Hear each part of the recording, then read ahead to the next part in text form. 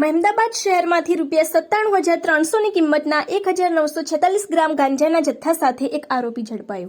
બાતમીને આધારે મહેમદાબાદ પોલીસે ગાંજાનું વેચાણ કરતા ઇસમ મકસૂદ યુસુફભાઈ મંસૂરી રહે મહેમદાબાદને મુદ્દામાલ સાથે ઝડપી પાડ્યો। ગાંજાનો જથ્થો તેમજ મોબાઈલ વજન કાંટો સહિતનો કુલ ₹1,02,450નો મુદ્દામાલ કબજે કર્યો। મહેમદાબાદ પોલીસે આરોપી વિરુદ્ધ NDPS એક્ટ હેઠળ ગુનો નોંધી વધુ તપાસ હાથ ધરી। વધુ માહિતી માટે જોતા રહો ભારત ટાઈમ્સ ન્યૂઝ।